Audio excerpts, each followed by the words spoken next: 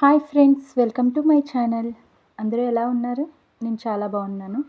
చూసారు కదా, నిన్న మా పెరట్లో కూరగాయలు తెంపాను, అదే వంకాయలు. దాంతో కర్రీ చేద్దాం అనుకుంటున్నాను. ఫస్ట్ టైం నేను కుకింగ్ వీడియో చేసి పెట్టడం.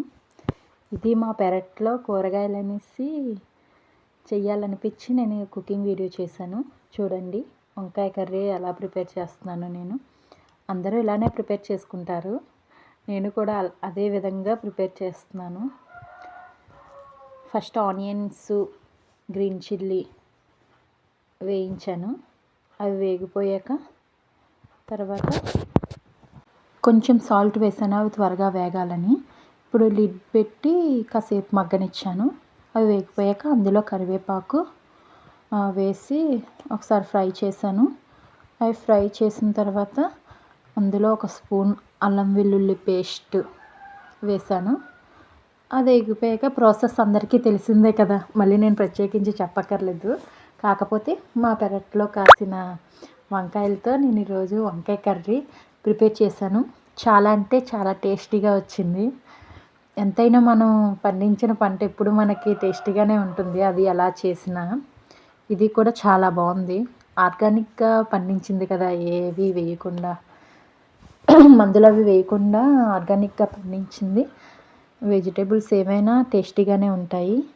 ఈరోజు కర్రీ కూడా చాలా బాగా కుదిరింది.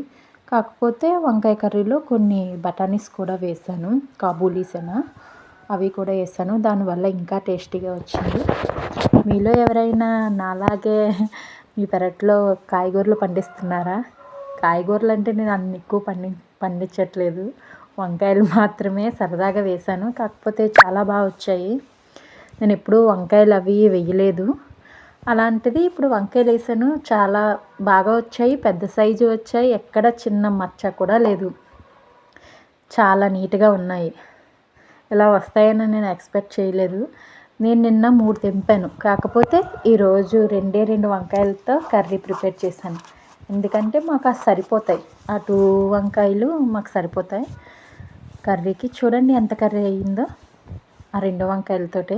దీన్ని బట్టి మీరు ఆలోచించండి మా పెరట్లో ఎంత పెద్ద వంకాయలు కాసాయో.